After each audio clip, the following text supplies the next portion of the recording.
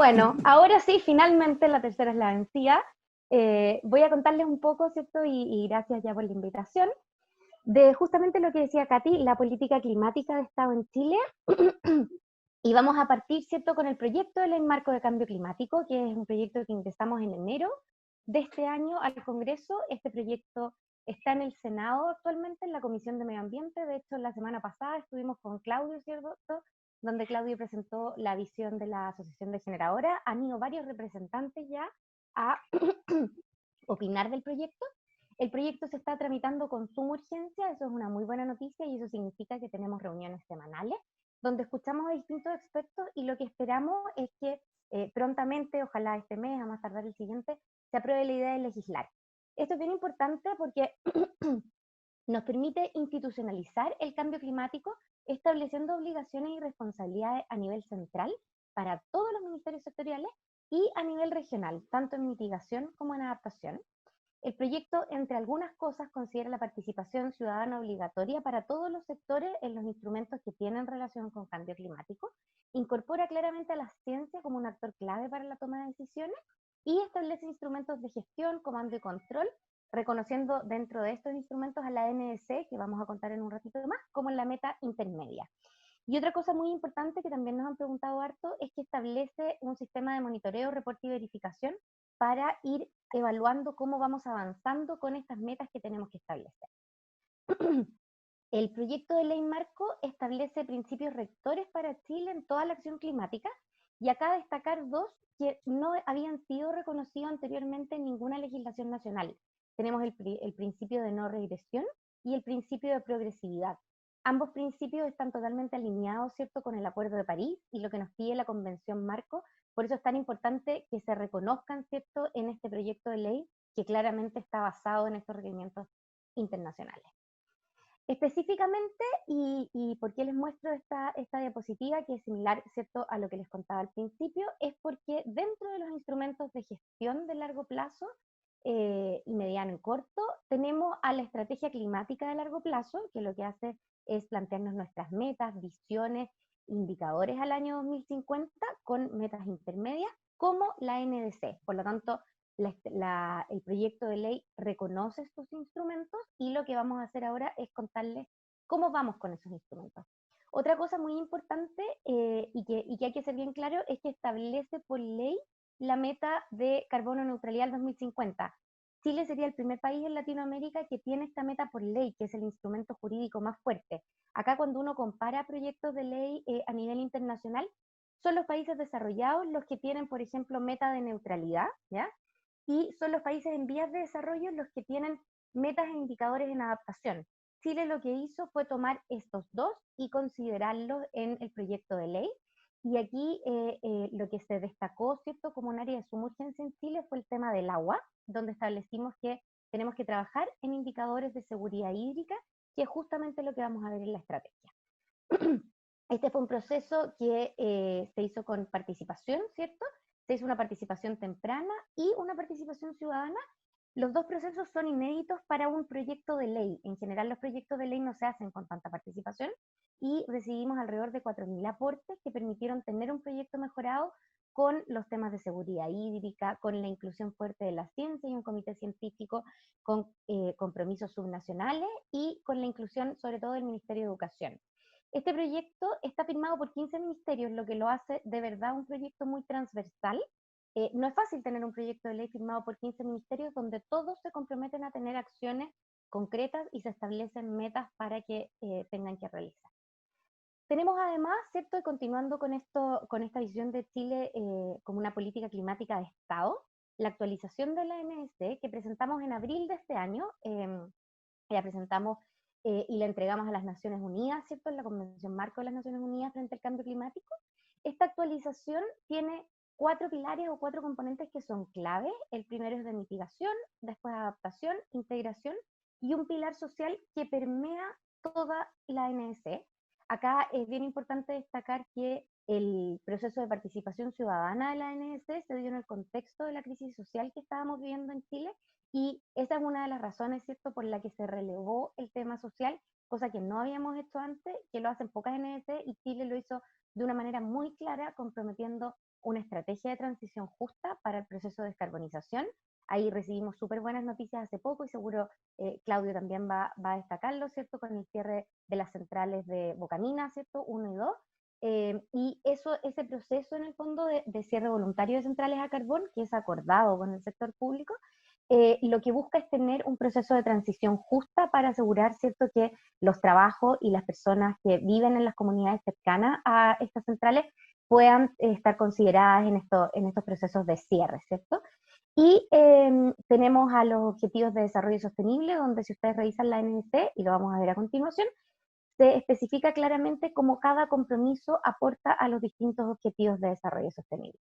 La NDC contempla también los medios de implementación, ¿cierto?, que son el desarrollo de capacidades, la transferencia de tecnología y el financiamiento, y tiene un capítulo que es voluntario, que Chile lo puso 5 años antes de lo que se pide, que es el capítulo de transparencia del compromiso de mitigación.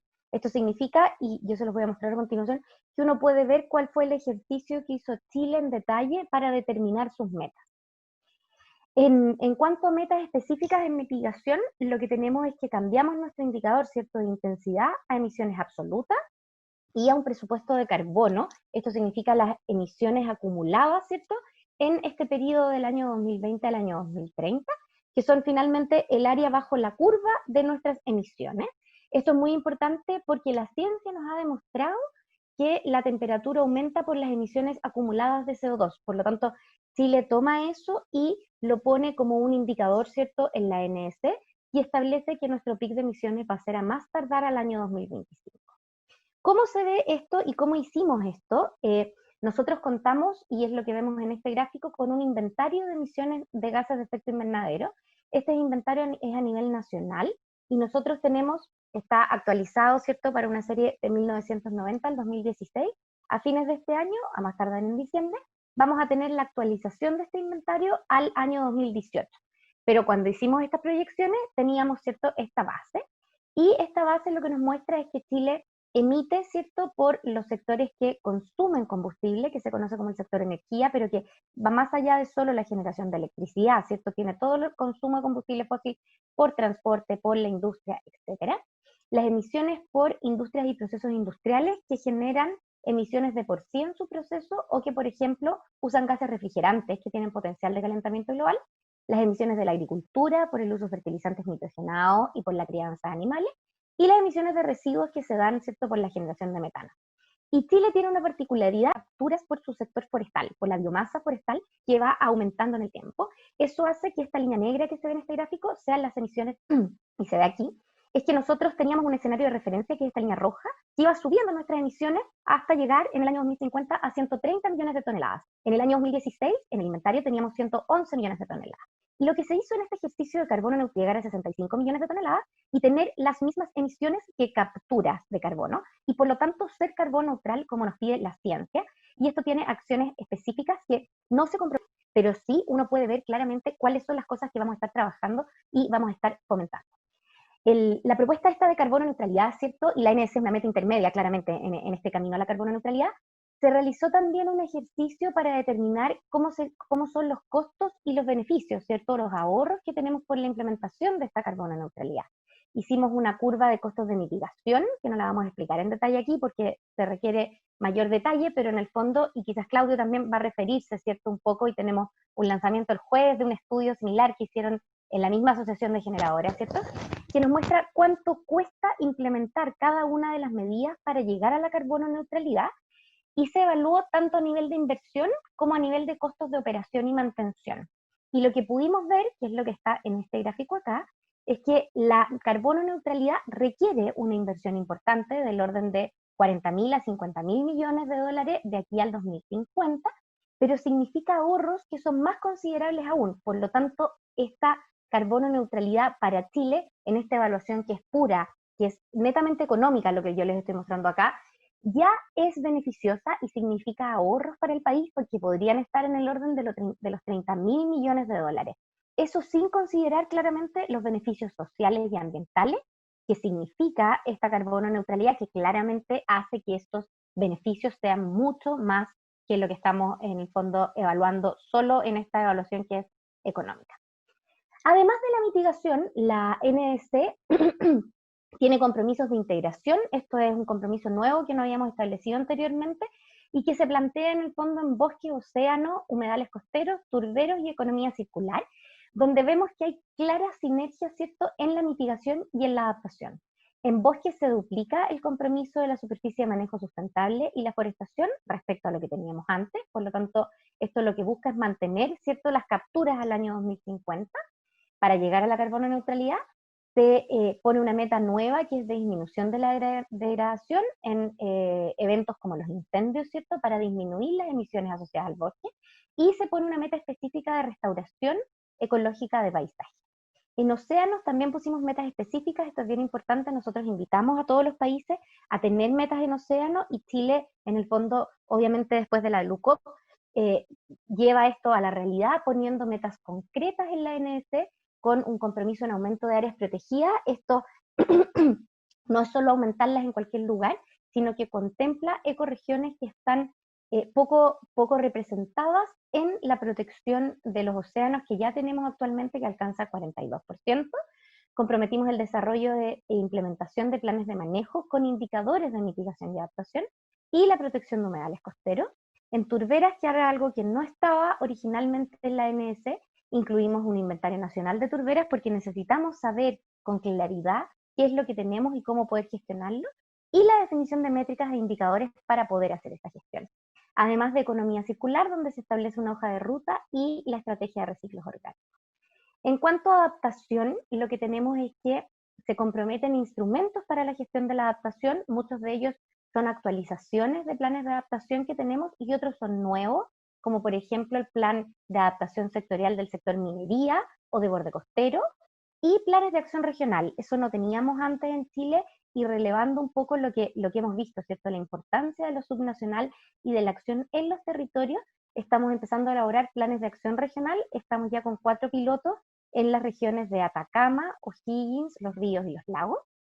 Además, se compromete un mapa de riesgos climáticos a nivel comunal. Esperamos tener este mapa el segundo semestre de este año, donde se ven los impactos del cambio climático, de algunos, en el fondo, efectos, a nivel comunal, para poder apoyar la toma de decisiones y la determinación de los costos de la inacción, porque así como evaluamos, ¿cierto?, la costo-efectividad de la mitigación, ¿cierto?, y la meta de carbono neutralidad, es importante saber cuánto nos cuesta no hacer nada en la adaptación, y por lo tanto ver qué significa eso para el país. Además de la implementación de la política de riesgo de desastre. En el área de adaptación se hace un reconocimiento que es bien importante como el área de mayor urgencia, el área de recursos hídricos. Ahí se establecen instrumentos territoriales como los planes estratégicos en las 101 cuencas del país. Esto no es fácil, en el fondo lo que se ve es que podemos hacer 10 planes por año, porque en el fondo requieren una interacción clara, ¿cierto?, con todas las unidades de organización de agua en el fondo. Entonces por eso son planes que requieren mucha interacción, pero son muy adecuados para el trabajo en territorio del agua. También se estableció la definición de un indicador de riesgo hídrico y un programa de gestión de consumo de agua, para poder, en el fondo, principalmente mejorar los temas sanitarios que tenemos en algunas regiones del país, sobre todo a nivel rural. El comité científico fue clave en la elaboración de la ANS, ¿cierto? Ustedes recordarán que el año pasado con la COP se creó un comité científico que asesoraba a la presidencia, que hay unas fotos, ¿cierto? Eran más de 600 científicos que participaron, de los que estamos muy agradecidos porque nos permitieron mejorar mucho, ¿cierto?, nuestra ANS y también el proyecto de ley marco de cambio climático. Y la buena noticia es que el Ministerio de Ciencia ha sacado una resolución donde vamos a tener a este comité científico operando de manera piloto durante este año y el próximo año, que seguimos siendo presidencia de la COP, como está establecido en el proyecto de ley marco de cambio climático. Claramente mantener a los 600 científicos puede ser en el fondo un poco demandante, pero sí vamos a tener un grupo que nos va a estar apoyando con el desarrollo de políticas y sobre todo con la estrategia climática que les voy a contar ahora. Vamos a empezar a elaborar nuestra estrategia climática de largo plazo. Este es un proceso que lanzó la ministra de Medio Ambiente, ¿cierto?, ahora hace poquito, donde vimos una presentación, de hecho. ¿Y por qué tenemos que hacer una estrategia climática? Porque nos lo pide el Acuerdo de París, y la OECD en su último informe del año 2016 también le pidió a Chile específicamente identificar la trayectoria de largo plazo coherente con la meta de cero emisiones. ¿Qué países tienen estrategias climáticas de largo plazo, existen 16 países a nivel internacional que tienen estrategias, más la Unión Europea. Ahí podemos ver el detalle y podemos ver que Latinoamérica en realidad no teníamos, y este proceso nosotros lo estamos haciendo en paralelo junto con Colombia. Los dos estamos iniciando nuestro proceso de elaboración de la estrategia climática de largo plazo y nos vamos a colaborar en una conversación, ¿cierto? Y buscando las sinergias que pueden ayudarnos a mejorar este instrumento. En general, las estrategias de largo plazo que son públicas y están en las páginas de las Naciones Unidas se enfocan en mitigación. Nosotros obviamente vamos a tener un foco fuerte también en adaptación, y de hecho mañana, les aprovecho de pasar el aviso, vamos a tener un seminario de cómo se pueden incorporar las soluciones basadas en la naturaleza en nuestra estrategia climática de largo plazo. ¿Cuáles van a ser los fundamentos de construcción? Claramente vamos a mantener la visión del pilar social, ¿cierto?, que ya se instauró en la NDC, la costo-efectividad, tanto social, ambiental como económico, la ciencia como base para la toma de decisiones y la integración de los territorios en el desarrollo, ¿cierto?, de este instrumento de gestión. Hay una cosa bien importante también, que es cómo este instrumento conversa con otros que ya tenemos desde el sector público, ¿cierto? Como es la actualización de la política energética al 2050, la Estrategia Nacional de Cambio Climático y Recursos Vegetacionales, los mapas que yo les contaba recientemente, ¿cierto?, de cambio climático, la Mesa del Agua, la Política Nacional Minera, la Estrategia de Construcción Sustentable y la Estrategia Nacional de Biodiversidad. Lo que haremos será elaborar la estrategia considerando los procesos de construcción de estas políticas. Por lo tanto, van a ser procesos que van de la mano y que nosotros nos estamos preocupando que estén coordinados. Se agradece ahí también, y yo les voy a mostrar cómo va a ser la participación en este proceso de elaboración, todo lo que ustedes nos insumen, que vean que efectivamente pueden no estar conversando para que podamos hacer que converse. Acá no queremos la estrategia climática de largo plazo, lo que hace es tomar todos los sectores y llevarlo, ¿cierto?, y mejorarlo con una visión que nos lleve a la carbono neutralidad y a la resiliencia al 2050. Como les decía, esta estrategia se va a elaborar de manera participativa. Vamos a tener más de 80 talleres que se inician esta semana con diferentes actores del mundo público, la academia, la sociedad civil, los jóvenes, los comités regionales de cambio climático, varios expertos, expertos regionales también, los indígenas y representantes de comunidades. Todo este proceso de elaboración se va a dar durante este año, esperamos terminarlo a fines del 2021. Claramente las fechas, y por eso no se especifica con mayor detalle también, porque con la situación en la que estamos esto puede ser un poco, ¿cierto?, estar sujeto a algunos cambios, pero nuestra programación ya ha sido ajustada varias veces y esperamos tener la propuesta de estrategia durante el primer trimestre del próximo año para luego pasarla por consulta ciudadana formal. ¿Cuáles van a ser las instancias de participación? Vamos a relanzar el Consejo Asesor de la COP25 con un mandato para apoyo de la estrategia climática de largo plazo. Como ya les contaba, va a estar el comité científico. Y además tendremos varias mesas e instancias multiactor que varios de ustedes pueden ya en el fondo conocer para participar. Tendremos primero unas mesas, ¿cierto?, que se van a reunir 2 veces cada una, donde se van a ver instancias de diálogo, ¿cierto?, respecto a cómo imaginamos Chile al 2050. Y aquí vamos a conversar en 3 tipos de temas. Uno va a ser asentamientos humanos y vidas en comunidades.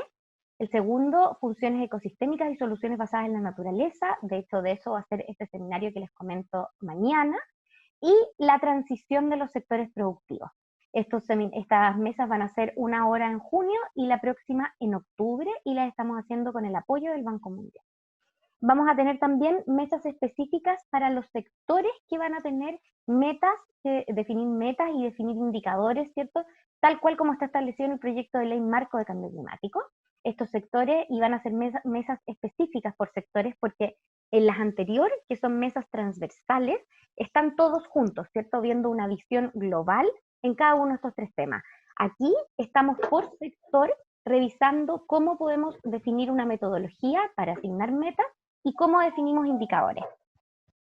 Entonces tenemos residuos, infraestructura, vivienda y ciudades, transporte, energía, agricultura, minería y el sector forestal. Y en adaptación están esos sectores y se agregan algunos específicos como turismo, pesca, el borde costero, la biodiversidad, recursos hídricos, ¿ok? Y esos sectores lo que tenemos que buscar es cómo definimos indicadores para poder tener metas claras que nos permitan avanzar en mejorar la resiliencia del país. Además de eso, vamos a tener algo bien interesante que se hace en otros países y que estamos haciendo con el apoyo del BID y el Centro de Resiliencia del Clima de la Universidad de Chile y el Centro de Cambio Global, que es un análisis de robustez por parte de la academia para la implementación de acciones y el análisis de modelos de incertidumbre. ¿Esto por qué? Porque nosotros, si bien se hizo este ejercicio, ¿cierto?, donde modelamos cómo sería la carbono neutralidad, la Asociación de Generadoras y otros también hicieron el ejercicio y se agradece, ¿cierto?, la compenetración en el desarrollo de estos análisis. Lo que sabemos que tenemos que ver, y era una recomendación del comité científico, es qué se necesita para que esto se logre, qué temas en el fondo tenemos y cuáles son los desafíos para Chile, porque si bien es una oportunidad, sabemos que las cosas no pasan por sí solas. Por lo tanto, vamos a ver cuáles son esas incertidumbres en la ruta a la carbono neutralidad respecto a las acciones y a las metas sectoriales que tenemos que establecer en esta estrategia climática, y en adaptación nos vamos a enfocar en el recurso hídrico para determinar indicadores de seguridad hídrica, de manera de que todos podamos analizar qué modelos y qué decisiones estamos tomando para determinar estos indicadores. Finalmente, vamos a tener instancias también que son a nivel regional. En las instancias anteriores van a haber participación de expertos regionales, gracias a que como van a ser en el fondo virtuales por producto del COVID, vamos a poder tener, ¿cierto? Una de las ventajas es la participación de igual a igual, ¿cierto?, de las regiones con el nivel central, pero además vamos a tener talleres que son específicamente regionales para ver las visiones subnacionales. Ahí alguien me pintó la presentación, pero no hay problema, para ver la integración subnacional con el nivel central y cómo esto conversa, ¿cierto? Cómo hacemos que las políticas del nivel central lleguen al nivel regional y cómo las aportes, ¿cierto?, y visiones del nivel regional vienen al nivel central. Esto es con apoyo de la Unión Europea. Y además, y esto es para contarles, de parte del sector público vamos a estar preocupados de la coordinación. Sabemos que es difícil coordinarnos entre nosotros mismos, por lo que tenemos establecidos talleres y mesas exclusivas del sector público donde vamos a ver las sinergias y un grupo de lineamiento y seguimiento que es con, en el fondo, los jefes de las divisiones que a futuro van a ser los ministerios que tengan estas metas sectoriales. Destaco también que este proceso, en el fondo, es con el apoyo de varios organismos internacionales. Si bien la estrategia climática está establecida en el proyecto de ley marco, claramente, como todavía no tenemos ley, ¿cierto?, nosotros no tenemos financiamiento para hacer esto y lo estamos haciendo con el apoyo internacional. Sí requerimos la ley marco de cambio climático para poder luego seguir con esto. Si ustedes revisan el informe financiero de la ley, la estrategia climática tiene financiamiento y por lo tanto lo que requerimos es que la ley se apruebe para que nosotros también después podamos seguir, ¿cierto?, trabajando con esto, que ahora lo hacemos gracias al apoyo internacional. Entonces, en resumen y para terminar, tenemos metas de largo plazo en el proyecto de ley marco, ¿cierto?, y metas intermedias en la ANS. Lo que vamos a trabajar en la estrategia climática de largo plazo es cómo se transforma Chile a un desarrollo neutro en emisiones de carbono y resiliente al clima, enfocado en mejorar la calidad de vida de las personas en su territorio. Por eso uno de los fundamentos de la estrategia es el pilar social. Aquí es súper importante, la NS, esta meta, ¿cierto?, de resiliencia y carbono neutralidad, y las metas sectoriales e indicadores que establezcamos en la estrategia son guías claras que marcan el rumbo para una recuperación sustentable de la crisis económica que vamos a tener post el COVID. Nosotros agradecemos, ¿cierto?, la carta que está circulando, ¿cierto?, que ustedes mencionaban de reactivación sostenible y resiliente, y esperamos que todo lo que estamos trabajando también se considere, ¿cierto?, de forma definitiva por parte de todas las empresas para poder avanzar en este rumbo. Chile tiene enormes ventajas para esta transformación, beneficios sociales, ambientales y económicos que son de alto impacto en la vida de las personas, así que creemos que de todas maneras es el camino a tomar, y ahí muy agradecidos, ¿cierto?, de Acción Empresas que nos ayuda en este camino. Así que muchas gracias. Muchísimas gracias, Carolina. Súper completa la presentación. Los felicito también por la cantidad de instancias participativas de articulación que han presentado, que han incluido, y ahí como test de acción, yo como desde ya les quiero declarar que estamos muy interesados en los planes de acción regional, también los mapas de riesgo, porque hemos visto que eso es uno de los grandes desafíos que también tienen las propias empresas y donde yo creo que hay mucha capacidad de sinergia al trabajar en conjunto en el terreno. Y también respecto a lo que tú dijiste de determinar los costos de inacción, que yo creo que es un factor súper interesante y relevante también para las empresas. Ahora, hay una pregunta por el chat y quiero aquí reiterar la invitación a todos los que están de hacer sus preguntas por el chat, sea por la presentación de Carolina Bormeneta o después por la de Claudio Seba. Y esa es un poquito larga, pero se la voy a leer igual para que Carolina ojalá me puedas ayudar a contestarla.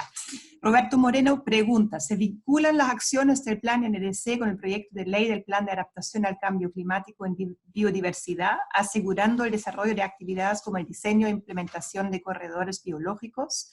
El inventario de GEI, de gases de efecto invernadero, incluye solo una parte de los bosques de Chile, que son cerca de 17 millones, y el inventario solo toma en cuenta 4 millones renovables manejados de roble, raulico. Se fomentará el manejo de otros tipos de bosque nativo y se incluirá en la evaluación los bosques adultos, especialmente los de ASP. Una pregunta bien específica sobre el tema de los bosques, manejo de bosques y absorción, pero quizá puedes dar algunas cifras más o alguna información un poco más detallada ahí. Sí, gracias Roberto, claramente una buena pregunta. Efectivamente, las acciones se correlacionan, ¿cierto?, entre los planes de adaptación, lo que hablábamos, la estrategia de biodiversidad, con la ANS. En la ANS se compromete la restauración ecológica de paisajes, eso incluye a los bosques, la restauración ecológica de paisajes es la base para todo el trabajo, ¿cierto?, que se hace en las áreas protegidas. Y respecto específicamente a lo que preguntas de los bosques renovables, lo que pasa no es que no se consideren los bosques adultos, lo que pasa es que el carbono que más se captura son en los renovables, ¿cierto? Que en el fondo, para entender, son los bosques como de joven a adulto, que son los bosques que más capturan biomasa porque están creciendo. Los bosques adultos dejan de crecer fuertemente, por lo tanto capturan menos biomasa, eso, o sea, aumentan menos su biomasa y por lo tanto capturan menos carbono. Entonces, es por eso que cuando se habla de la captura de carbono, en general se habla de los renovables y del bosque manejado, porque son los que más capturan carbono por el crecimiento en el fondo que tienen de biomasa. Esa es la verdad. Es lo mismo que nos pasa a nosotros en el fondo, ¿cierto? Que nos ponemos viejos y que empezamos a disminuir un poco, ¿cierto?, nuestro sistema. Lo mismo le pasa a los árboles y por eso es que el foco se pone principalmente en eso, pero no significa que no estén, sino que capturan menos. Si se manejan, sí efectivamente capturan un poco más. Muchas gracias, Carolina. Y hay una segunda pregunta de Tomás Viveros respecto al mismo tema de bosque, que pregunta, ¿se podrán reconocer como compensación proyectos de conservación de bosques nativos que lleva adelante una empresa particular para un terreno o terrenos de su propiedad y que cuenten con un programa de manejo? Nosotros lo que se establece en el proyecto de ley marco, ¿cierto?, es que vamos a tener normas de emisión y posibilidades de compensación. Y también acá, no lo mencioné, pero es algo bien importante que se hizo el año pasado, ¿cierto?, en el contexto de la modificación de la reforma tributaria, se incorporó una modificación al impuesto verde que nos permite pasar a un umbral que por definición es de acuerdo, ¿cierto?, a lo que buscamos en materia ambiental, ¿cierto? Es una definición por toneladas de CO2 emitidas y que permite ampliar las empresas, ¿cierto?, que están afectas al impuesto, pero también se establece la posibilidad de compensar. En esas compensaciones podría haber lo que está preguntando Tomás, ¿cierto?, respecto a la conservación de bosque nativo.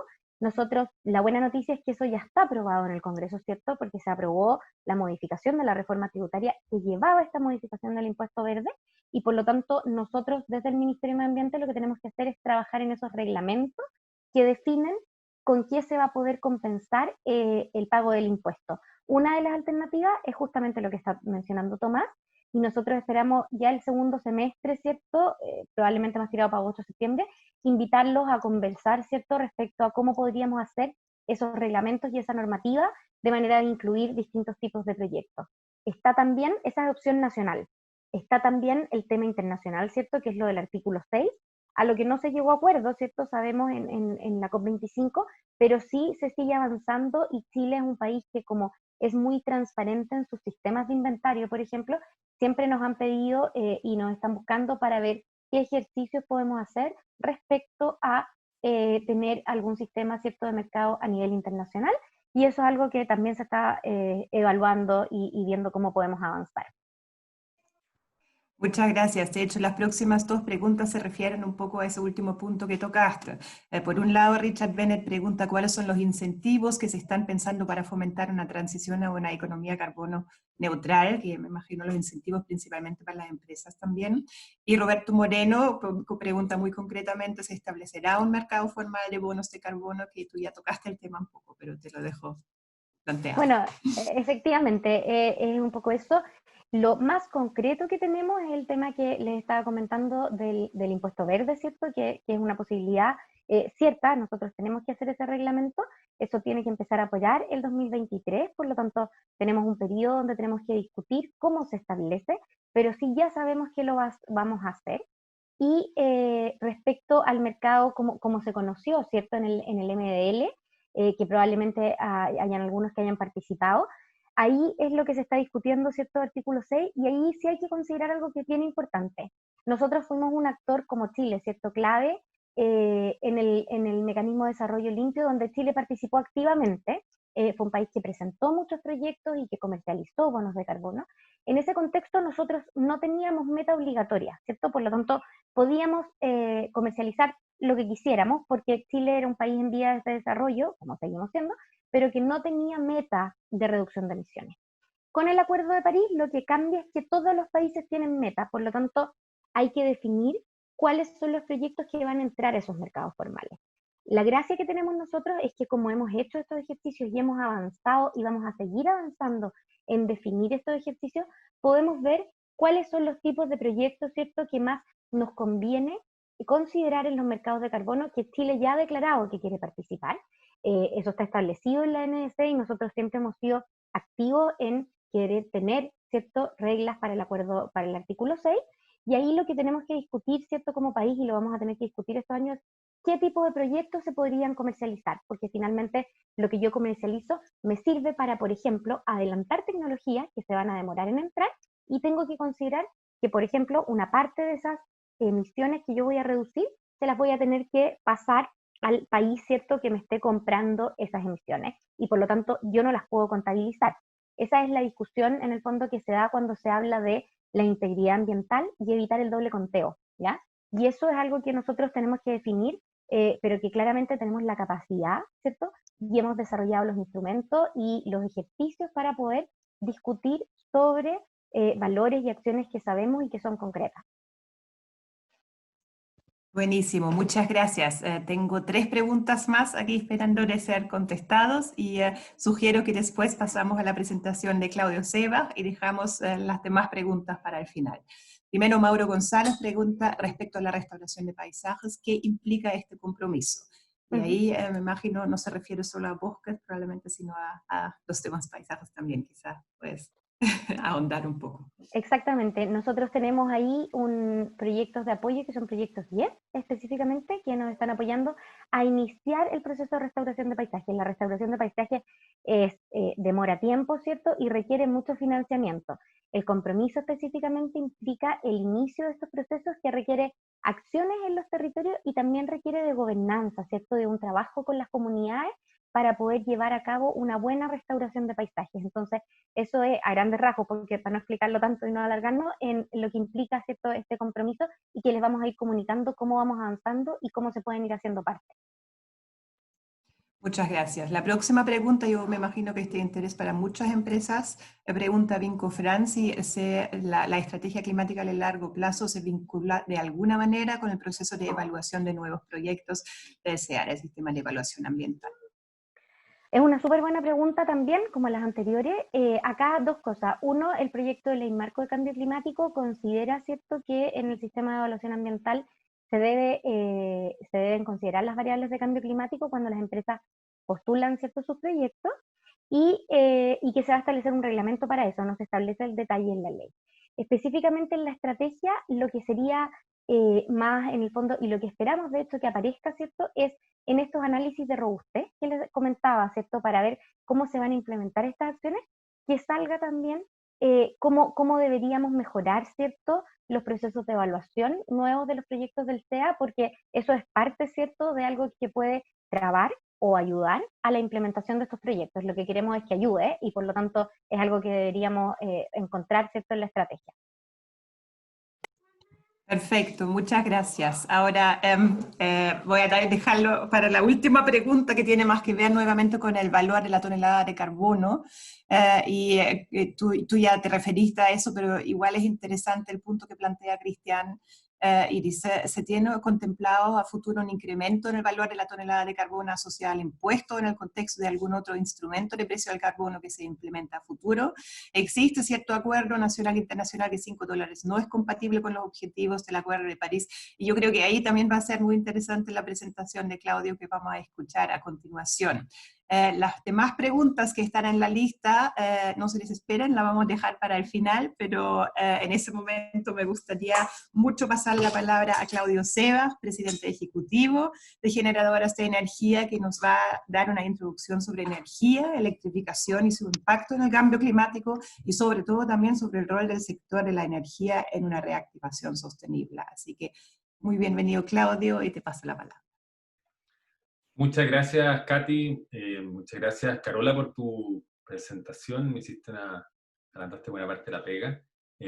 Un gusto estar acá, o estar ustedes acá en la pieza de mis niños. Yo creo que es muy raro esto, pero espero poder, un poco a diferencia de la presentación de Carolina, hacer una mirada justamente en el contexto de la vinculación. Obviamente, ustedes saben que nosotros, y voy a ir aquí a la parte tecnológica de compartir mi presentación, a ver si resulta. Hablarles desde nosotros, ustedes saben, nosotros somos el gremio de las empresas que producen energía eléctrica en Chile. Allá abajo hay una larga lista, son más de 13 empresas, algunas más grandes, otras más pequeñas. Y mi objetivo es contarles cómo vemos nosotros, por un lado, un diagnóstico respecto a donde estamos, no solamente el tema climático, quiero conectarlo más bien con la mirada de Objetivo de Desarrollo Sostenible, y luego las dos miradas hacia adelante, mirada a 2030 y obviamente la mirada de muy largo plazo climática, pero vincularle íntimamente con lo que estamos viviendo con la pandemia y sobre los desafíos también de corto plazo vinculados a contaminación y ¿cómo se llama? Y equidad energética.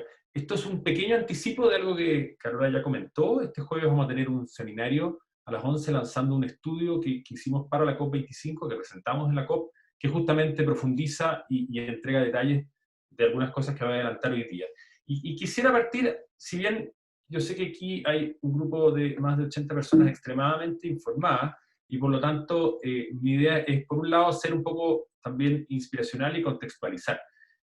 Esta gráfica de Economist, y van a ver que yo voy a recoger varias veces a The Economist, esta revista británica, creo que es muy decidora. Estamos viviendo en la pandemia una suerte de primer round o de entrenamiento de la verdadera gran batalla que se va a librar afuera del ring. Esta es la ronda preliminar. Y tal como hace ya casi 20 años creíamos que se nos iba a acabar en la época del petróleo, nos dimos cuenta que en realidad eso no había sido tal, y la portada del año pasado, de febrero del año pasado, del Economist habla de un crudo despertar, la gran verdad acerca de Big Oil y el cambio climático. Porque la verdad es que, si uno mira, y algunos los invito y varios de acá que veo en la lista, participan de un grupo de WhatsApp que tenemos de acción climática, donde hemos compartido artículos recientes. Si uno mira esto en perspectiva, la transformación que vamos a tener que hacer va a ser muy difícil, va a ser muy compleja en términos del volumen de energía que va a haber que descarbonizar. Estos dos gráficos muestran cómo las energías fósiles en los últimos 250 años pasaron, esto es una escala logarítmica, ahora con el COVID-19 hemos aprendido a leer gráficos logarítmicos para entender procesos exponenciales. Estos no son gráficos lineales. Miren ustedes cómo la tendencia logarítmica de el uso de combustibles fósiles superó al tradicional uso de la biomasa, y obviamente la humanidad dejó de usar tanto la fuerza motora de los animales y algo más entraron los seres humanos, pero estamos hablando de órdenes de magnitud que crecieron en los últimos 150 años. Y aquí, si uno mira, esto es el gráfico de cómo la energía global se consume, y siempre tenemos una esperanzadora discusión sobre energías renovables, pero creo que esta gráfica es lapidaria. Mostrar cómo estos porcentajes sobre uso de 100%, cómo vemos, ¿no es cierto?, que al 2018 la biomasa tradicional sigue siendo la principal fuente renovable, pero las renovables que nosotros conocemos y que las cuales nosotros como sector de energía eléctrica estamos súper involucrados, son una fracción ínfima, ínfima, de acá abajo al final, donde también hay que incluir obviamente la energía cero emisiones, que es la nuclear. Pero todo lo demás es el carbón, que ha retrocedido en proporción en el tiempo, el petróleo, bueno, y el gas natural. Entonces creo que cuando hablamos de lo que se nos viene a largo plazo, y esto a nivel planetario, esto para mí siempre me ayuda, es como una ayuda a memoria, y si uno lo aterriza a Chile, y la Carola lo dijo muy bien, siempre tengo esta pelea porque si hay una cosa que está sobre electrificado de la discusión siempre, es que el 80% de las emisiones provienen del sector energía, y pongo energía, coma, no solo electricidad, por la quema de combustibles fósiles. Tanto así que el gráfico que usa la Carola que presentó yo acá abajo, donde dice energía, me tomé la libertad de pegarle encima que diga quema de combustibles fósiles, para evitar esa confusión. Para evitar la confusión donde, obviamente, sabemos que hoy por hoy la generación de electricidad, producto del uso del carbón, sobre todo porque fue muy relevante en los últimos 20 años en nuestro crecimiento económico, poder contar con energía segura, energía constante, es hoy por hoy el principal emisor. Pero si uno lo mira por combustibles, y esto usando el propio inventario de emisiones y usando el balance nacional de energía, vemos que en el caso de Chile, el 43% de la energía que consume Chile proviene del petróleo y el 76% de las emisiones provienen de los derivados del petróleo. Voy a entrar un poco más en detalle de eso después. Esto es como la aplicación de esta transformación global que vamos a tener que mirar en el caso de Chile. Bueno, y el 2019 fue el gran año nuestro de la COP, ¿no es cierto? Y también, obviamente, de esta increíblemente casualidad, donde vinculamos, por un lado, la COP, la crisis social que se instaló en Chile y ahora, obviamente, la pandemia, donde al mismo tiempo estuvimos mirando, ¿no es cierto?, la nueva NDC, y que la Carola describió muy bien, donde tenemos que pensar que cualquier reactivación hacia adelante debemos necesariamente alinearla con esta invitación que nos hace la ciencia, por un lado, a la carbono neutralidad 2050, y ya la Carola habló largamente sobre el proyecto de ley de carbono neutralidad, y sobre la NDC, que también en un grupo como ustedes están súper familiarizados. Pero ese tiene que ser el contexto en el cual nosotros marquemos esta reactivación. Esa es la primera parte. Pero si vamos a la contingencia, y qué más gráfico pensando en la pandemia, es que hoy por hoy la contaminación del aire es el principal desafío ambiental de Chile, según la que reporta la gente en la encuesta nacional de medio ambiente. Es por lejos, casi un tercio de las personas dicen la primera fuente de desafío ambiental de Chile es la contaminación del aire, y esta se da principalmente, irónicamente, y pongo una foto mía del año pasado o antepasado en la zona de Cerro Castillo, se da irónicamente en una ciudad como Coyhaique. Cualquiera de ustedes que ha estado en Coyhaique, si uno va más bien de turista o en verano, no es la experiencia que uno vive, pero que durante el resto del año sea una de las ciudades con mayores niveles de contaminación de material particulado fino, que es el mismo que entra, ¿no es cierto?, en la vía sanguínea y finalmente produce muertes prematuras, producto de que traspasan, ¿no es cierto?, los alvéolos. Y es un problema de todas las ciudades del sur. Y este es un problema que se vincula al uso no sustentable de energéticos. Y por eso también es valioso que la NDC haya incorporado el carbono negro, porque nos permite explícitamente vincular un desafío concreto de contaminación local, en este caso la leña, pero también del transporte, del diésel, con la agenda climática. Pero finalmente lo que vemos, que el 86% de estas emisiones proviene de la leña, es porque estamos frente a un desafío de pobreza. Y la crisis que estamos viviendo hoy nos va a profundizar probablemente mucho la situación de la pobreza del país. Y estos son resultados, ¿no es cierto?, de la red de pobreza energética, porque tenemos una deuda en equidad energética. Muchas veces tenemos muchas discusiones de distintas dimensiones de la equidad en Chile, pero olvidamos la dimensión energética de esta, y cuanto más las personas más vulnerables gastan, por ejemplo, de su ingreso per cápita en usar energía, que es muchas veces mala calidad, para cocinar o calefaccionar, y cuánto todavía en Chile de la energía final consumida es todavía leña o biomasa. Y lo otro es que las viviendas de nuestro país, y como les decía, esto es un anticipo de lo que vamos a presentar el jueves, son un reflejo del país de hace 30 o más años. El stock de vivienda refleja condiciones de vulnerabilidad de un país que tenía un PIB per cápita de 1/10 de lo que es hoy. Y por lo tanto, la legislación térmica de las viviendas, por lo tanto, la construcción, la calidad, para qué decir obviamente las condiciones que eso implica de ventilación y de hacinamiento, se podrán imaginar el impacto que eso tiene sobre la crisis respiratoria que estamos viviendo. Y adicionalmente, vivir a temperaturas de confort menores e incluso bajo los niveles saludables, y tiene un impacto nuevamente que amplifica los factores de equidad. Entonces, la oportunidad es que este 2020, de alguna manera, este tremendo golpe que nos está dando la pandemia, sea un momento de tomar la oportunidad.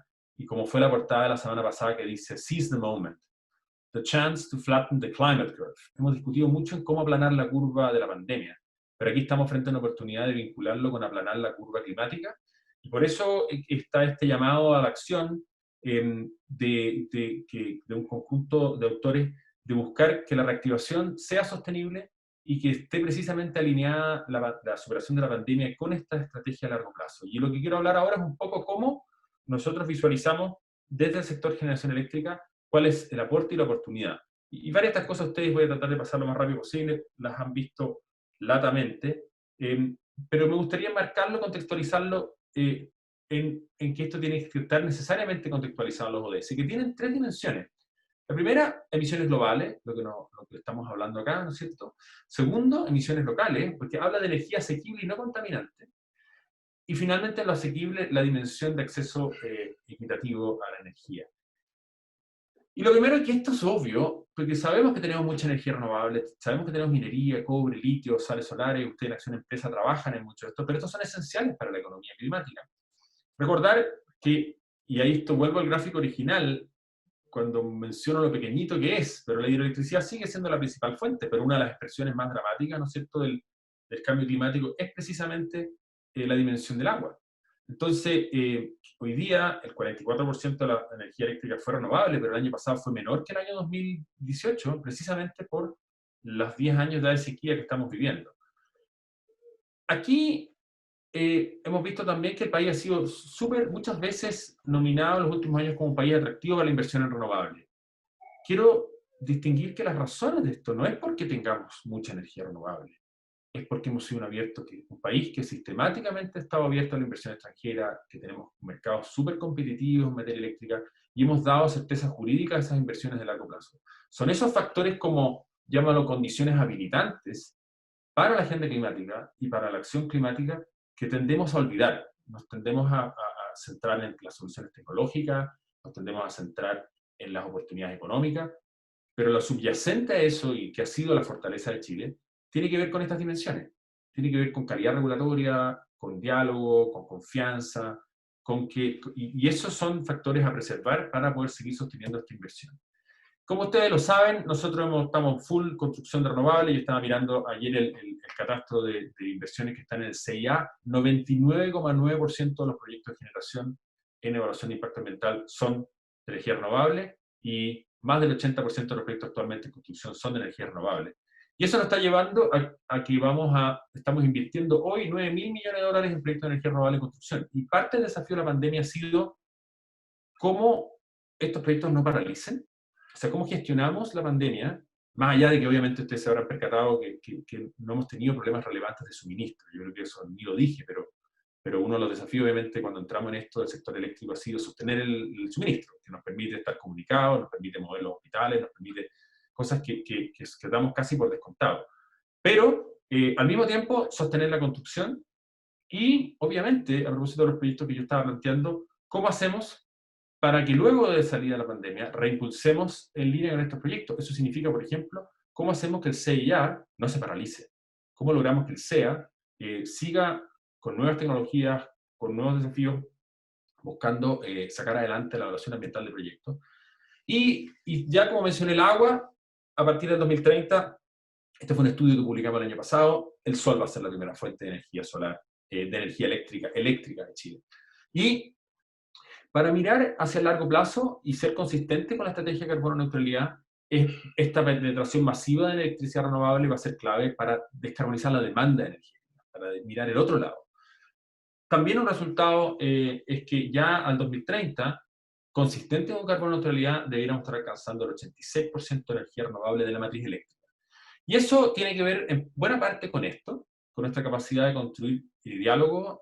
Nosotros el año pasado se va a cumplir en los próximos días, hoy día estamos a 2, el 4 se cumple un año de este acuerdo del fin del carbón en Chile. Es un acuerdo inédito para países latinoamericanos.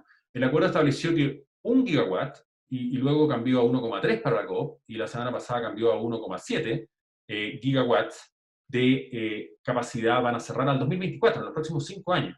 Y por lo tanto, la reducción de emisiones, no tan la capacidad, por un lado, pero luego la reducción de emisiones asociadas a esto va a ser muy rápida, y de eso voy a mostrar algo más hacia adelante. Entonces aquí estamos frente a una oportunidad. Y yo quisiera nomás, yo sé que esto tiene que ver en parte no tanto con la NDC, pero si queremos pensar en temas de cómo vamos a hacer una reactivación sostenible, no podemos olvidar también de que tenemos desafíos de sostenibilidad relevantes en materia también de los proyectos renovables. Esta es la central Cerro Pabellón, ¿no es cierto? Un proyecto geotérmico. Está muy lejos. El primer problema, los recursos renovables están lejos. La discusión se va a centrar hacia el futuro en cómo transmitimos, mucho más en cómo generamos. ¿Cómo vamos a hacer para traer grandes volúmenes de energía solar desde el norte, que sean consistentes con una adecuada inserción en el territorio, con las comunidades?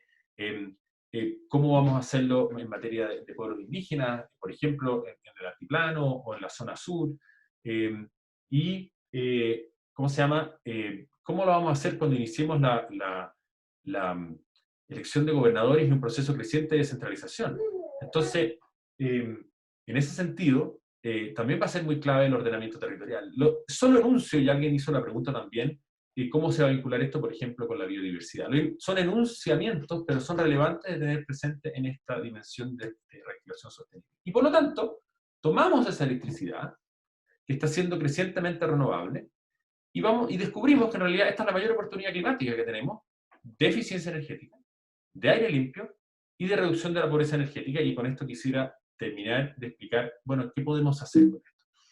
Y lo primero que descubrimos es que la electricidad, y todos nosotros lo sabemos, somos súper electrodependientes. Estamos conectados a los computadores, necesitamos los ventiladores mecánicos, pero la electricidad es un energético menor. Es el 22% de la energía que consumimos. Y eso tendemos a olvidarlo. De la energía que consumimos, el 22% es electricidad. Ese es el promedio nacional, y en las casas es parecido. Pocos cocinamos eléctricamente, pocos calefaccionamos eléctricamente, pocos nos transportamos eléctricamente, pocos generamos agua caliente eléctricamente, que son los principales consumos energéticos. Entonces, tener presente que los derivados del petróleo dominan el consumo final. Y ahí Acción Empresa, yo sé que tiene, por ejemplo, un programa relevante en materia de transporte, que es, por lejos, el principal consumo energético de Chile. Pero son también el diésel, la benzina, la parafina, el GLP o el queroseno. Entonces, y pongo acá, obviamente, la imagen más gráfica. Yo soy ciclista, en los tiempos que nos podemos mover, siempre me dedico a sacarle fotos a las micros que humean. Y tengo la duda si me van a atropellar antes o si voy a morir intoxicado por el humo del diésel. El diésel, por mucho que me lo digan, nunca he visto una micro en base a diésel que no sea una chimenea que circule por la ciudad.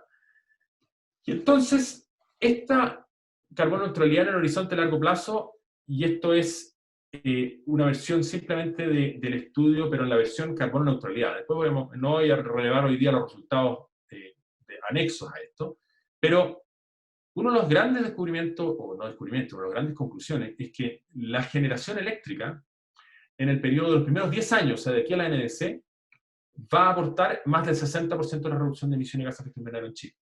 Si ustedes lo miran en este gráfico, ¿no es cierto?, al corte 2030, con respecto a la línea BAU, la principal reducción va a ser el sector de generación eléctrica.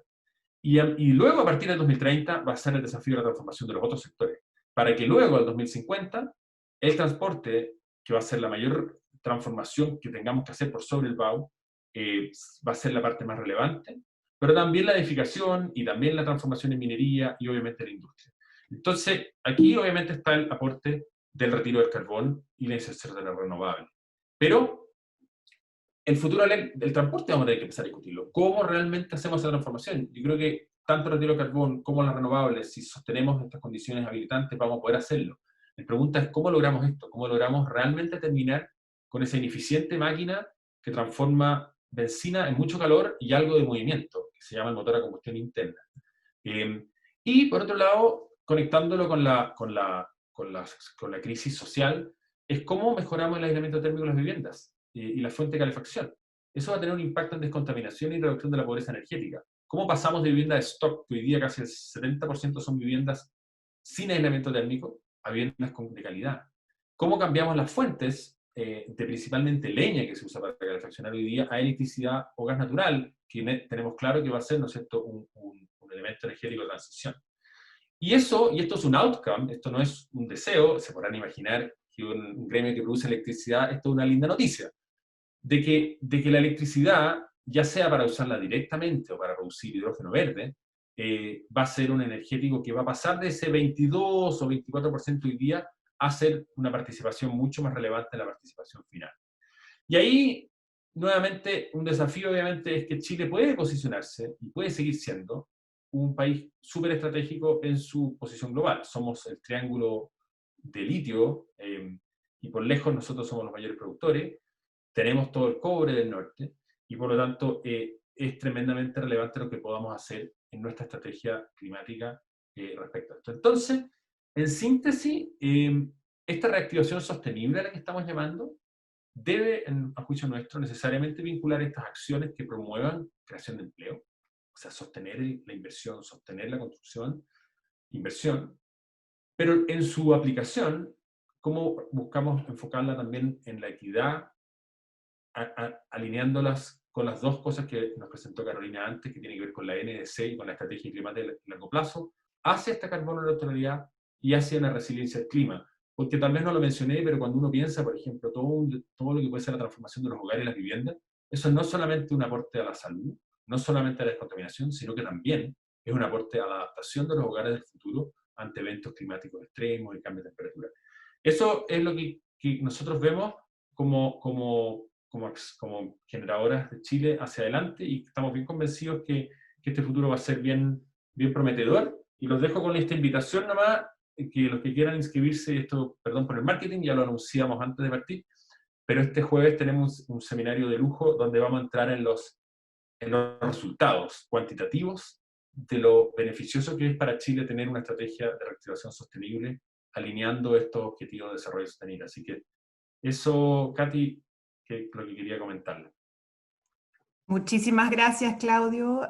Súper interesante la presentación, y solamente me quiero sumar también a la invitación que tú hiciste recién y invitar a todos a sumarse a ese webinar el jueves. Hay un montón de temas que tocaste que yo creo que valen la pena profundizar. Yo creo quizás la más importante que quiero rescatar es que efectivamente la preocupación social y ambiental van de la mano, en ningún caso son excluyentes, que es como una discusión que hemos visto en algunas empresas hace algunos meses atrás, pero yo creo que cada vez queda más claro cuán relacionados están los dos aspectos. Y por otro lado, de parte de Acción, efectivamente estamos abordando el tema de transporte por un lado, y por otro lado también el tema de la biodiversidad que ha surgido, que estuvo en tu presentación, también en la de Carolina, y donde creemos que hay mucho potencial. Ahora, voy a pasar la palabra a Macarena Mella, que es la jefa de línea de Acción, para que modere las preguntas que han llegado por chat, y les reitero a todos la invitación a hacer sus preguntas. Tenemos todavía tiempo hasta las 10:30 para que pregunten tanto a Claudio como a Carolina todo lo que les faltó, lo que todavía quieren profundizar. Y bueno, muchas gracias nuevamente a ambos, Carolina y Claudio. Hola, sí, bueno, ya la Katy les agradeció a los dos, pero nuevamente muchas gracias por participar, por aceptar nuestra invitación y participar hoy finalmente. Quedaron dos preguntas de la presentación de Carolina, así que voy a partir por ahí para no ir perdiéndome y que no nos falte ninguna de las preguntas realizadas por los participantes. La primera que quedó es de Jorge Retamal, donde dice, en el documento de actualización 2020, me imagino que se refiere a la NDC, se menciona para la toma de decisiones se considerarán los conocimientos ancestrales, cuando estén disponibles. ¿Cómo incorporarán los conocimientos ancestrales? ¿Están pensando realizar una consulta indígena? Sí, Gracias de nuevo por la pregunta, y de hecho, bueno, mañana, como les contaba, ¿cierto? Tenemos este seminario, también se los voy a mandar por el chat, de soluciones basadas en la naturaleza para la estrategia climática de largo plazo. Ahí van a poder ver que uno de los panelistas es Andrés Antivil, ¿cierto? Representando un poco estas visiones ancestrales, y como yo les mostraba, en cada taller siempre va a haber al menos un representante, ¿cierto?, del mundo indígena y más, puede ser, para poder incorporar, ¿cierto?, esta visión. La gran gracia que nosotros vemos, ¿cierto?, y el conocimiento que tienen los pueblos originarios, ¿cierto?, desde siempre en esto, nos permite avanzar de mucho mejor manera en las soluciones que requerimos, considerando soluciones basadas en la naturaleza, que tengan que ver con un trabajo comunitario, ¿cierto? Los pueblos ancestrales trabajan continuamente de manera comunitaria en los territorios, tienen mucha experiencia y muchas cosas que enseñarnos, y eso es algo que vamos a potenciar y que vamos a relevar en la estrategia climática de largo plazo. Así que así lo vamos a hacer, con una participación activa. Buenísimo, muchas gracias. Rodrigo González también pregunta de qué manera se integra el sector financiero en la estrategia, por ejemplo, los bancos. Es una muy buena pregunta también, y bueno, lo mismo, van a estar participando, de hecho hay representantes, por ejemplo, del Banco Central, que van a estar en las mesas de conversación, sobre todo en las mesas de transición del sector productivo y en las otras mesas transversales que les comentaba, y en algunos sectores. Y acá hay que relevar algo, nosotros estamos trabajando bien de la mano, y veía por ahí conectada también a la Trinidad Lecaro, ¿cierto?, con el Ministerio de Hacienda. El Ministerio de Hacienda en la COP25 presentó su estrategia financiera climática, y esa estrategia se va a actualizar con la nueva NDC, y cómo se elabora esa estrategia y lo que debe incluir es parte, ¿cierto?, también de la estrategia climática de largo plazo. La idea no es duplicar las cosas, porque Hacienda tiene su estrategia financiera que construimos, ¿cierto?, juntos, y por lo tanto lo que hace la estrategia climática es tomar y dar lineamientos claros con mira al 2050, porque la estrategia climática financiera, en el fondo, que ya lanzó Hacienda y que va a actualizar, es con una mirada al 2030 basada en la NDC. Entonces, ese finalmente es cómo se van a compatibilizar. Pero ahí destacar que sí estamos trabajando muy de la mano con Hacienda, hemos desarrollado un súper buen vínculo, que se pudo ver, por ejemplo, un resultado súper claro en lo que tuvimos con el bono verde soberano, y que vamos a tener también nuevos instrumentos donde vamos a poder potenciar, ¿cierto?, las ventajas que tiene, y que bien contó Claudio, ¿cierto?, de las acciones climáticas, ¿cierto?, para toda la sociedad. Súper.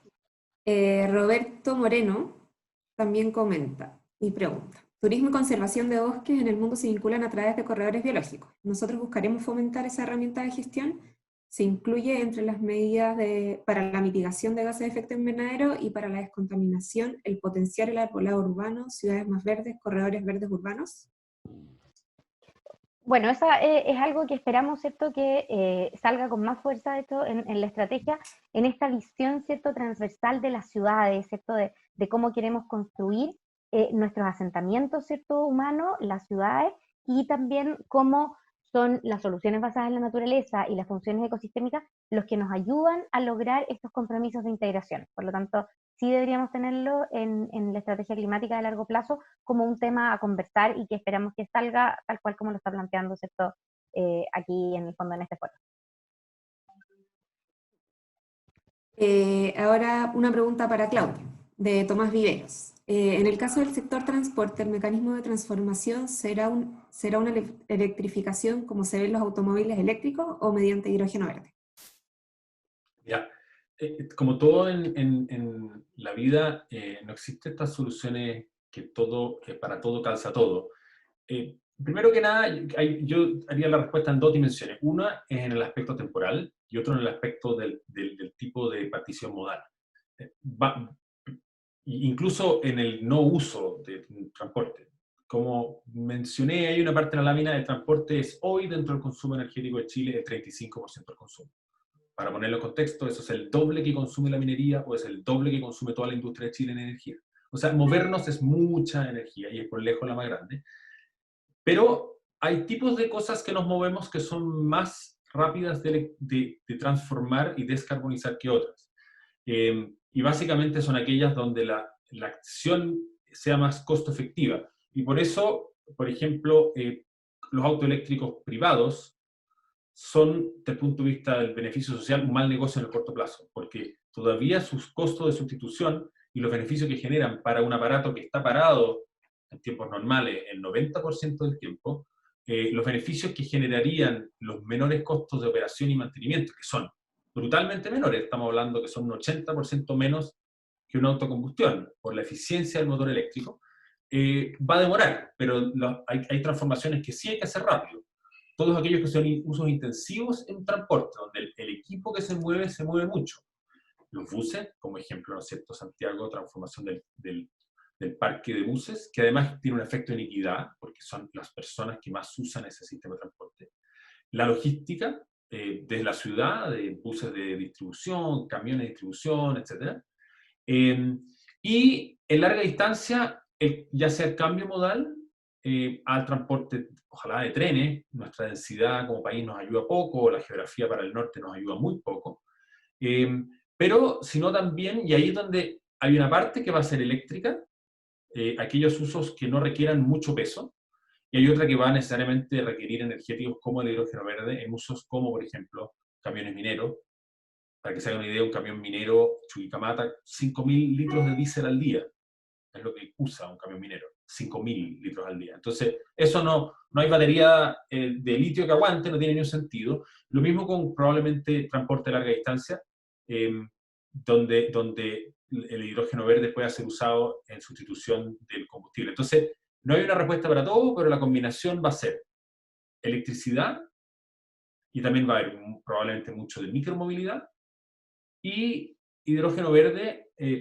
Pueden ser otros energéticos, pero probablemente el hidrógeno es uno de los que está más avanzado en esa línea. Todavía no hay despliegue del nivel de despliegue tecnológico comercial como lo hay en electricidad, pero el hidrógeno verde nuevamente como tiene como sustrato su producción desde la electricidad. O sea, al final son dos usos eléctricos. Entonces, y como lo mostraba yo en el gráfico, ¿no es cierto?, esa transición por sobre el BAU del sistema de transporte, que es el aporte final a la carboneutralidad más voluminoso, se va a ir produciendo en la medida que las soluciones tecnológicas también vayan llegando a ser costo competitivas, y se estima que eso recién empieza a ser en la década del 2030 realmente masivamente relevante.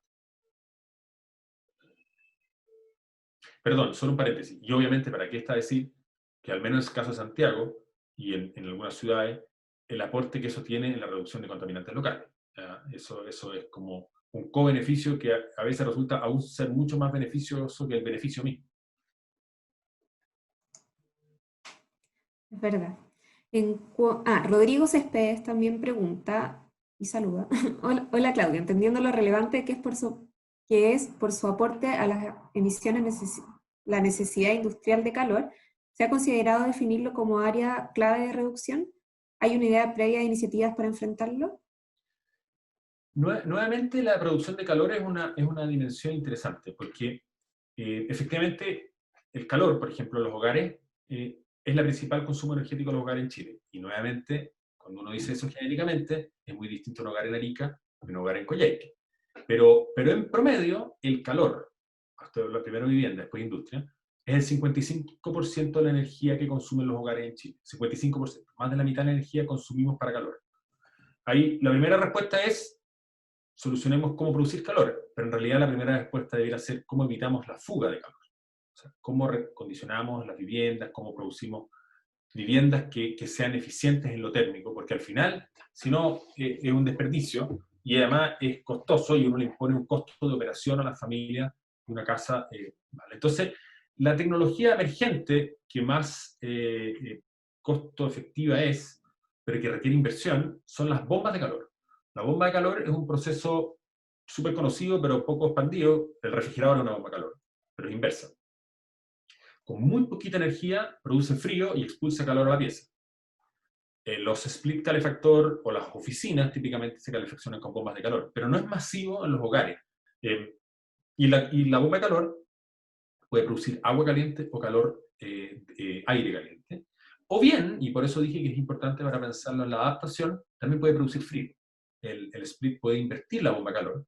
Y yo soy ingeniero eléctrico, pero para mí siempre sigue siendo un proceso mágico, porque la bomba de calor es capaz de usar 1 kWh de energía eléctrica y transformarlo entre 3 a 6 kWh de calor, por un proceso de que en realidad usa el diferencial de temperatura y el recurso renovable para eso es el aire ambiente exterior. Y su efectividad se va reduciendo a medida que hace más frío fuera para producir calor. Entonces ahí hay un límite. Y también tiene un límite en la temperatura máxima que puede alcanzar. Sirve para calefaccionar una casa, pero no sirve para producir calor industrial de alto nivel. O puede servir para llegar a cierto nivel, pero de ahí para arriba necesitamos otras fuentes. Y ahí las otras fuentes son, nuevamente podría aparecer el hidrógeno verde para reemplazar la generación de calor ahora en industria, procesos industriales. La forma directa de producir calor, por ejemplo, la minería termosolar, directo producir calor a procesos. El mejor ejemplo es la torre termosolar de Cerro Minador, que produce mucho calor, lo conserva en sales fundidas y produce electricidad con un proceso termoeléctrico en base a vapor después. Pero se pueden usar para una serie de procesos industriales, procesos directos de calor solar directo a proceso industrial. Por lo tanto, como tú bien preguntas ahí, efectivamente la producción de calor es un componente súper relevante, pero dependiendo de cada tipo de calor y cada rango de calor que tú necesites generar, vas a necesitar distintas aproximaciones tecnológicas y va a depender si tu proceso es continuo, si no es continuo, etc. Entonces, como sea, el calor sigue siendo, obviamente, hoy por hoy una fuente muy grande de emisiones de gases de efecto invernadero por las distintas fuentes que tiene, y en el caso de la vivienda, es la principal fuente de uso de leña. Y esa leña, como bien sabemos, está por muy lejos de ser sostenible. Y ahí la oportunidad, recondicionando viviendas, de electrificar eso. O en la transición, obviamente, existen alternativas. El gas natural es una, los pellets son otras que pueden ser menos contaminantes, pero en general, claramente, la tecnología bomba calor, que además es digital, es muy simple de gestionar y de bajo mantenimiento, en muchos países ya se está masificando.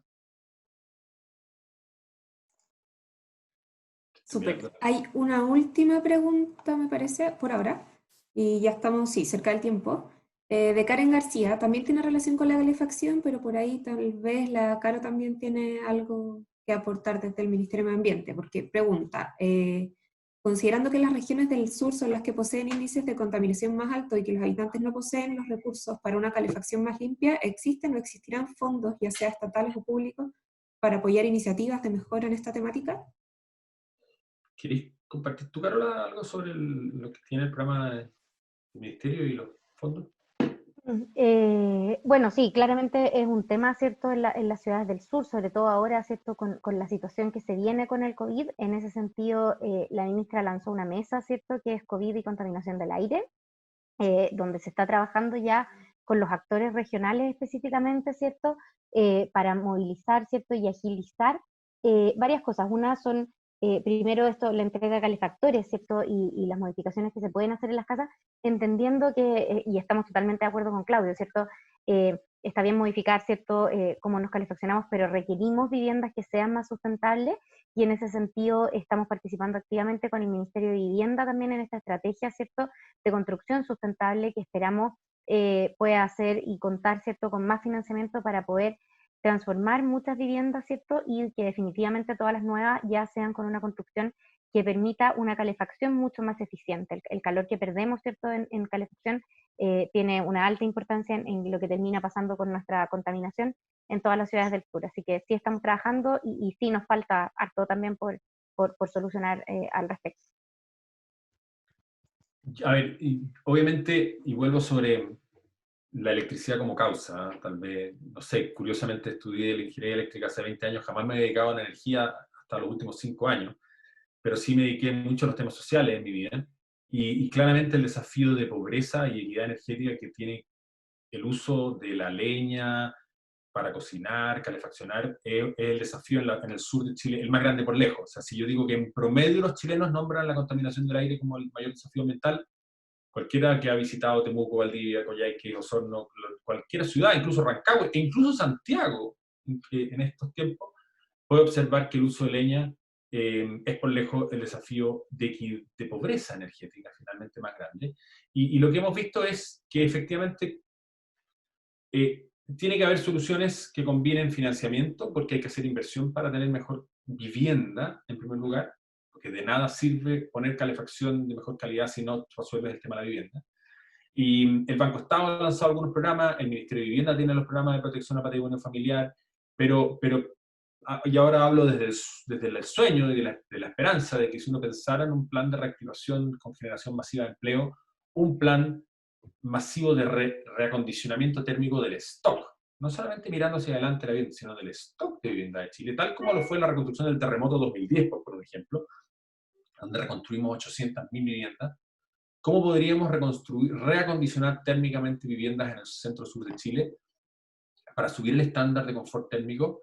Y sobre eso, y aprovechando el impulso, cambiar la fuente de calor principal por una fuente más sostenible, lo cual requiere de ajustes regulatorios también en el tema de las tarifas, que son reguladas, como ustedes saben, ¿no? Pero nuevamente surge de nuevo la energía renovable como una oportunidad, porque en la medida que aumente su inserción en la matriz, y mientras no nos jueguen contra el dólar y cosas que tienen que ver con que son tecnologías importadas, vamos a también ir poniendo, rebajando los costos equivalentes de electricidad versus leña. La gente consume leña porque es más barato y porque lo tiene a la mano y depreda el bosque detrás de Castro, depreda el bosque al lado de Temuco, pero a un costo social que no medimos.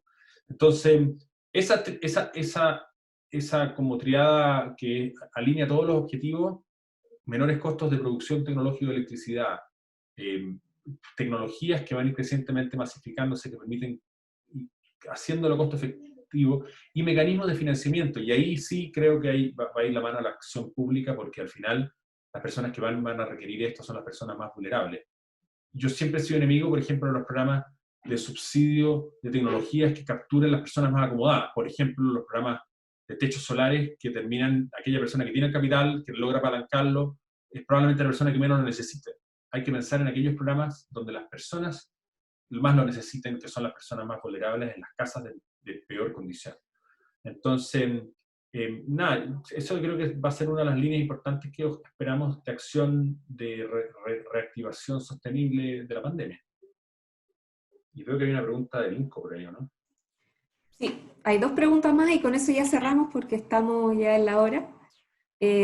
Una pregunta. ¿Sí? La pregunta de Vinco es dirigida a ti, Claudio. Dice, en varios medios se ha publicado que a raíz de la crisis del COVID-19 habrá un retroceso en las renovables y un repunte temporal de las no renovables como el carbón. ¿Qué hay de cierto en esto y cuáles serían los principales argumentos? Mira, efectivamente, y tal como lo traté de mostrar en la presentación, nosotros tenemos condiciones habilitantes en Chile que debemos preservar y debemos cuidar, que no hipotecarlas durante la pandemia, que hacen de que el carbón, por ejemplo, para qué decir carbón nuevo, sea un no tema para Chile. No tiene ningún sentido ni económico y para qué decir social, ambiental, etc. Tiene un sentido eléctrico hoy por hoy el carbón, es relevante, es el que nos da la base de seguridad de suministro. Pero hacia adelante eso no tiene sentido. Globalmente, lamentablemente sí, todavía se ven algunos países que continúan invirtiendo en carbón, propiamente China, entre otros, pero nosotros estamos bien convencidos de que eso no, en ningún caso va a ser el caso de Chile, en ningún caso. Y que este retroceso o detención temporal de renovables yo la veo improbable globalmente, incluso para el caso de Chile. Lo que sí mueve, y quiero recordar, es que obviamente la nueva inversión que permite sustitución se mueve por las expectativas de crecimiento y desarrollo a largo plazo. Entonces, si no logramos reactivar la economía y la inversión, y no logramos reactivar el aparato público que también permite que se construyan, desarrollen, y las líneas de financiamiento hacia esto sigan disponibles, va a ser difícil, pero yo estoy convencido que en el caso de Chile estamos logrando salir adelante, vamos a pasar la pandemia y va a ser una de las fuentes de empleo y de inversión relevante hacia adelante. Así que yo soy positivo en que eso no debiera ocurrir. No debiera ocurrir porque al final las renovables le van a ganar en costos a cualquier otra alternativa. Y eso, no sé si había otra pregunta más, Maca. Sí, ahora sí que sí es la última, es para Carolina. Bueno, Gonzalo Rodríguez los felicita a los 2 por sus presentaciones. Y la pregunta de Gonzalo es, de acuerdo a la ley que se discute sobre cambio climático, veo acciones y exigencias para sectores de gran impacto, como por ejemplo generadoras. Sin embargo, no me quedan claras las exigencias e iniciativas concretas que deberá implementar la industria en general para cumplir esta nueva ley y lograr la carbono neutralidad para el 2050. ¿Quieres terminar tu palabra y yo después complemento? Obvio. Dale, si querís, y después termino yo. A ver, yo lo que quisiera como mensaje y la síntesis a la pregunta es que el sector generación eléctrico, que lo ilustré al comienzo por el uso de combustibles en el hoy, principalmente carbón, que es como el 85% de la emisión de gases de efecto invernadero en el sector eléctrico y el resto es gas natural, va a pasar a ser de un sector que fue emisor a ser el gran sector de la oportunidad de evitar emisiones. Y esa transición va a ocurrir muy fuertemente en los próximos años y está ocurriendo ya. Entonces, la pregunta ya no es esa, en mi opinión, sino la pregunta es cómo aprovechamos esa energía que va a ser muy baja en intensidad de emisiones muy pronto, por los compromisos de retiro del carbón y por la masiva presencia renovable, pero que es una fracción muy ínfima del consumo energético, ínfima no, pero 20% es poco, para reemplazar todo lo otro, el 60% casi por ciento que es fósiles para el transporte, para el calor, para la industria, etc. Entonces, es ahí la pregunta que creo que es la relevante, que es la que nos va a mover finalmente a la carbono neutralidad. ¿Cómo aprovechamos esta electricidad para producir hidrógeno verde en parte, pero para usarla directamente, para producir esta transición de los otros sectores? Ahí yo creo que está la gran nueva pregunta que tenemos que abordar. Sí, pucha que tenemos preguntas, ¿cierto? Y eso es lo bueno, porque tenemos desafíos. Ahí reconocer, ¿cierto? Que efectivamente un poco lo que dice Claudio, ¿cierto? La visión, ¿cierto? Y el empuje que ha tenido el sector generador, ¿cierto? En esto que nos ha permitido, ¿cierto? Dar estos pasos y que nos permite tener nuevas preguntas. Efectivamente, un desafío importante es cómo esto se lleva a la industria. Ahora, es importante que tengamos claridad, ¿cierto?, de cuáles van a ser las metas que tenemos sectoriales, porque eso finalmente es lo que usa la industria y lo que tenemos que ver, y por eso están estos análisis de robustez que les comentaba en la estrategia, ¿cierto? Es efectivamente eso. ¿Dónde están esos desafíos para poder hacer que la industria participe y tenga en el fondo como mandato, ¿cierto?, cambiar sus formas de producción? En ese sentido, en Chile hay algunos avances, como lo que conversábamos, ¿cierto? Quizás del impuesto y quizás de algunas cosas en el fondo específicas de normas que tenemos desde el Ministerio y algunas otras normas también de otros sectores, pero es uno de los desafíos que tenemos que levantar y que tenemos que ver juntos, ¿cierto?, cómo podemos lograr que esta transición se dé de manera rápida, ¿cierto?, en la industria también, para que puedan aprovechar de la mano esto y que no sea algo que vaya después, ¿cierto?, como contrarrespuesta, sino que vayamos trabajándolo juntos. Por eso es tan importante como se llama, análisis de robustez, para poder determinar cuáles son las acciones que requerimos hacer para que esto efectivamente suceda y no nos quedemos solo en la meta sectorial, que claramente es bueno y nos permite avanzar, pero requerimos que esto pase. Así que ese es uno de los desafíos que tenemos que conversar durante este año.